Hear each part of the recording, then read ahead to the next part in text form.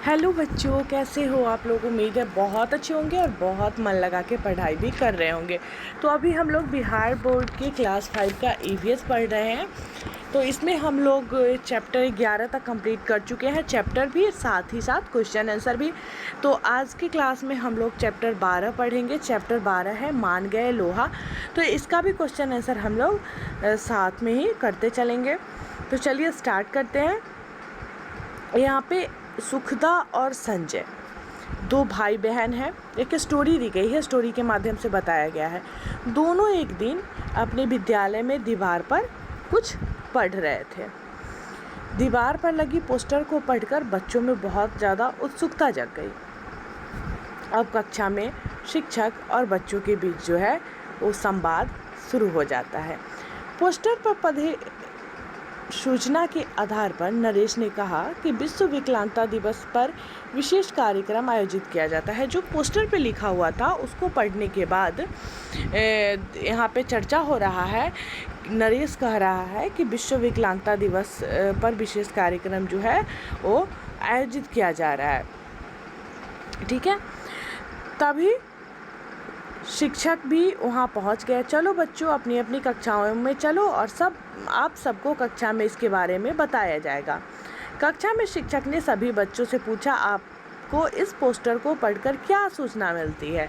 तो नरेश बताता है, ऐसे बच्चे जिन्हें देखने, सुनने, बोलने, चलने आदि में कठिनाई होती है, उसके लिए विश्व विकलांगता दिवस पर विशेष कार्यक्रम जो है वो आयोजित किया जा रहा है। सुखदा बोली, कुछ लोगों में ऐसी कठिनाई होती क्यों है। शिक्षक ने बताया कि कभी कभी क्या होता है कि दुर्घटना या बीमारी के कारण कुछ लोगों के शारीरिक बनावट में जो है भिन्नता उत्पन्न हो जाती है। कभी कभी कुछ शारीरिक भिन्नता जो है सो जन्मजात भी होती है। इन भिन्नताओं के बावजूद ऐसे व्यक्ति हमारी तरह न केवल अपने सारे दैनिक कार्य करते हैं बल्कि कई ऐसे कार्य भी करते हैं जो हम नहीं कर सकते। तो इस तरह के जो लोग होते हैं सो उनमें एक एक्स्ट्रा टैलेंट कहेंगे सो होता है। मतलब ऐसे भी कार्य वो लोग कर लेते हैं जो हम लोग नहीं कर पाते, वैसे भी कार्य कर लेते हैं। और नॉर्मल जो हम लोग करते हैं वो तो ये लोग भी करते ही हैं। अब ऐसे जो शारीरिक भिन्नता वाले बच्चे या बड़े जो भी होते हैं उनको हम लोग दिव्यांग या विकलांग कहते हैं। रोज़ की तरह सुखदा और संजय अपने दादाजी के पास जाकर स्कूल की सारी बात जो है बताती है। तो यहाँ जो भी स्कूल में बात हो रहा है, जैसे आस्था ने कहा, हाँ मैंने भी अखबार में निशक्त एक लड़की को पैर की उंगलियों से कलम पकड़कर लिखते हुए का फोटो देखा था। उसने पैर से लिखते हुए बोर्ड की परीक्षा दी और पास भी हुई। तो ये बताती है, आस्था क्लास में बता रही है कि हाँ ऐसा मैंने भी पढ़ा था कि एक लड़की पैर से लिखकर जो है बोर्ड का परीक्षा पास कर गई।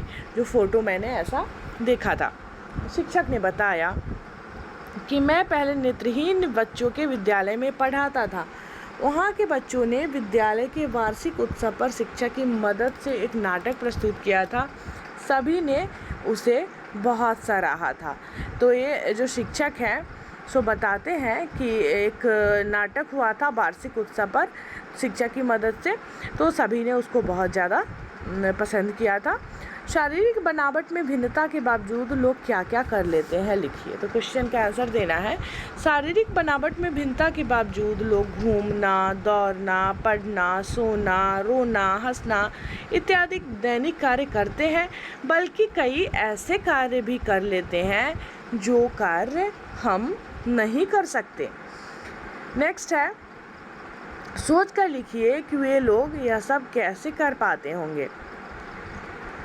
शारीरिक या मानसिक रूप से कमज़ोर लोग समाज में अपनी जगह बनाने तथा दूसरों पर आश्रित न रहने की ललक उन्हें ये सब कार्य करने के लिए प्रेरित करता है।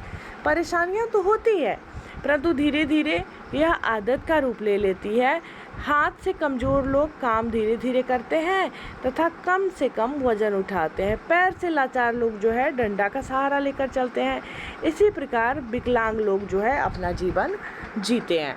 तो रोज़ की तरह क्या होता है, सुखदा और संजय दादाजी के पास पहुंचते हैं और विद्यालय में जितनी भी बातें हुई रहती है सारी बात को बताते हैं। बातें सुनकर और बच्चों की उत्सुकता तथा मन के उठ रहे प्रश्नों के समाधान के लिए दादाजी उन दोनों को नेत्रहीन आवासीय विद्यालय ले गए। अब दादाजी, बच्चों में बहुत ज़्यादा उत्सुकता हो रही थी, तो दादाजी जो है राजकीय नेत्रहीन आवासीय विद्यालय सुखदा और संजय को ले गए। विद्यालय के प्रधानाध्यापक महोदय एक शिक्षक के साथ आए और सबका अभिवादन किया। सुखदा ने देखा प्रधानाध्यापक काला चश्मा लगाए थे, हाथों में लाल एवं सफ़ेद रंग की छड़ी थी।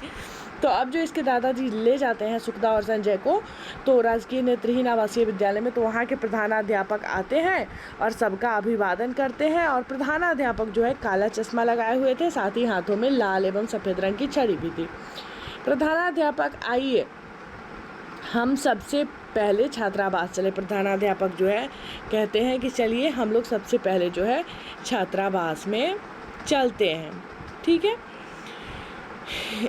यहाँ पे जब ये लोग पहुँचते हैं तो देखते हैं कि वहाँ के प्रधानाध्यापक भी नेत्रहीन है तथा वहाँ के सभी बच्चे जो है नेत्रहीन है।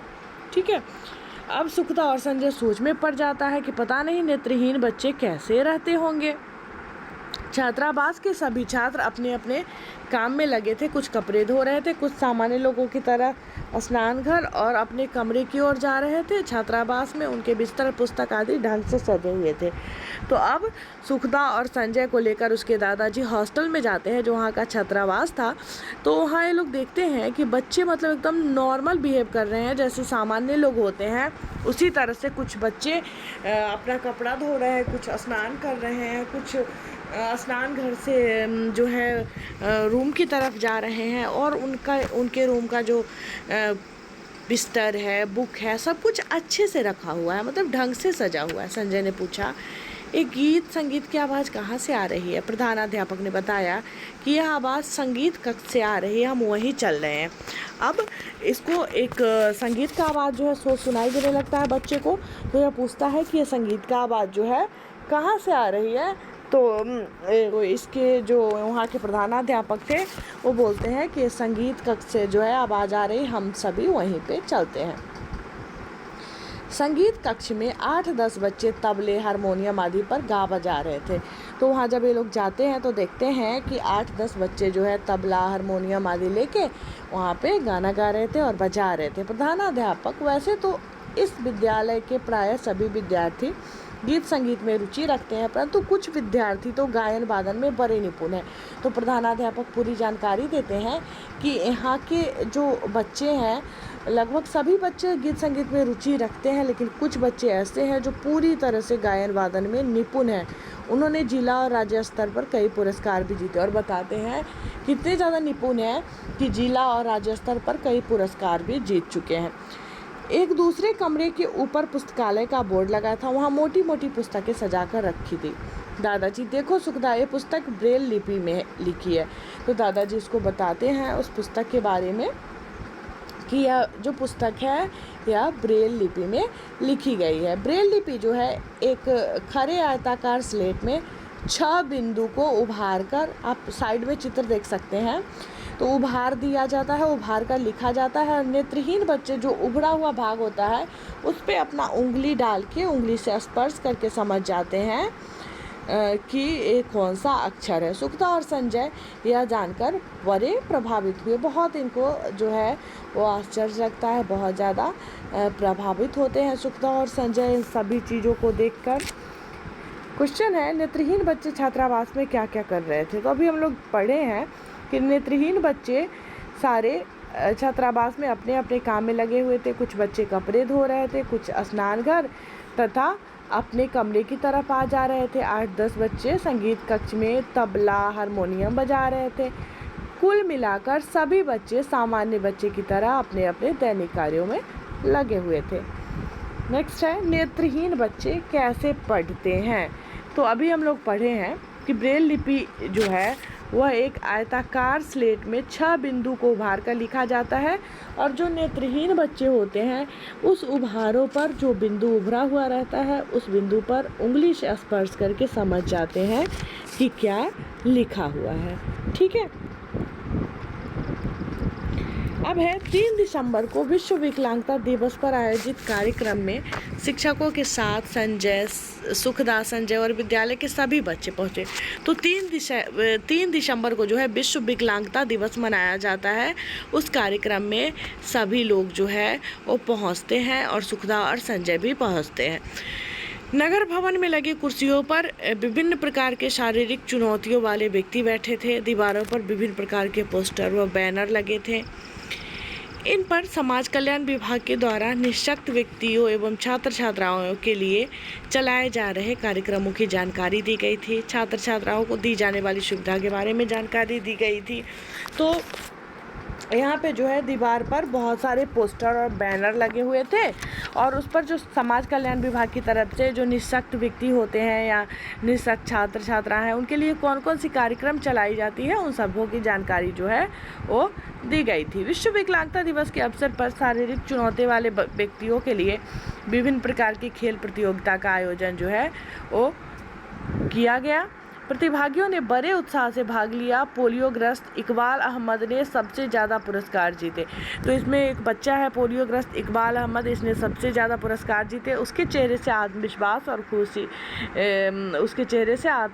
और खुशी जो है झलक रही थी। मंच से उतरते ही बच्चों ने इकबाल को घेर लिया। सुखदा ने उससे हाथ मिलाते हुए कहा, भैया मान गए आपका लोहा। सुखदा ने इकबाल अहमद को ऐसा क्यों कहा, भैया मान गए आपका लोहा। लोहा मानना जो होता है कठिन से कठिन काम कर पाने की क्षमता को मानना है। मतलब ये विकलांग होते हुए भी, दिव्यांग होते हुए भी जो है मेडल जीतता है, पुरस्कार जीतता है। तो इसलिए सुखदा जो है इसको कहती है कि भैया मान गए आपका लोहा। तो इसमें हम लोग सीखे कि 3 दिसंबर को जो है विश्व विकलांगता दिवस कार्यक्रम आयोजित होता है। तो डेट को याद रखिएगा। और वहाँ पे सभी जो है इस चैप्टर में जो हम पढ़े हैं अब सभी भाषण दे रहे थे कि विशिष्ट व्यक्ति ने कहा कि किसी भी अक्षमता वाले व्यक्तियों को विकलांग या निःशक्त नहीं कहकर विशिष्ट आवश्यकता वाले व्यक्ति कहा जाना चाहिए। तो जैसे विकलांग नहीं कहना चाहिए, विकलांग सुन के अच्छा नहीं लगता है, निःशक्त सुन के अच्छा नहीं लगता है, तो ऐसे लोगों को विशिष्ट आवश्यकता वाला व्यक्ति जो है कहना चाहिए। ठीक है। इसके अलावा समाज कल्याण विभाग के द्वारा निःशक्त लोगों के लिए चलाए जा रहे कार्यक्रमों की जानकारी दी गई। तो उस कार्यक्रमों में सब बताया गया और यहाँ पे इकबाल जो है पोलियोग्रस्त होते हुए भी पुरस्कार जीतता है। तो सभी बहुत ज़्यादा खुश होते हैं। और साथ ही हम लोग इसमें सीखे कि नेत्रहीन को पढ़ने लिखने की पद्धति को हम लोग कहते हैं ब्रेल लिपि। और लोहा मानना का अर्थ होता है कठिन से कठिन काम कर पाने की क्षमता। तो ये चैप्टर हम लोगों का समाप्त हो गया, मान गए लोहा। और इसके बाद हम लोग चैप्टर 13 पढ़ेंगे। चैप्टर 13 है पानी और हम, जो कि बहुत ज़्यादा इम्पोर्टेंट चैप्टर है। वैसे तो सारे चैप्टर इम्पोर्टेंट है लेकिन पानी और हम बहुत ज़्यादा इम्पोर्टेंट चैप्टर है। तो आगे मिलती हूँ मैं फिर आप लोगों से नेक्स्ट क्लास में। क्लास अच्छा लगा होगा, वीडियो पसंद आया होगा तो लाइक कर दीजिएगा। और जो भी आपके जान पहचान में आपके फ्रेंड्स होंगे या जिसको इसकी ज़रूरत है, जो इस क्लास में पढ़ रहे हैं, तो उन तक शेयर करिएगा ताकि उनको भी फ़ायदा मिल पाए मेरे क्लास से और मुझे भी मोटिवेशन मिले। ज़्यादा से ज़्यादा बच्चे इसका लाभ उठाएंगे, ज़्यादा से ज़्यादा बच्चे पढ़ेंगे तो मुझे भी फिर पढ़ाने में बहुत ज़्यादा अच्छा लगेगा। वैसे आप लोग पढ़ते हैं, मैं व्यूज़ देख के समझ जाती हूँ और आप लोगों का कमेंट देख के, तो कमेंट में मुझसे ज़रूर बताइएगा कि आप लोगों को मेरा ये वीडियो कैसा लगा। मिलती हूँ फिर मैं आप लोगों से नेक्स्ट वीडियो में। तब तक के लिए बाय बाय, ध्यान रखिएगा और मन लगा के पढ़ाई करिएगा।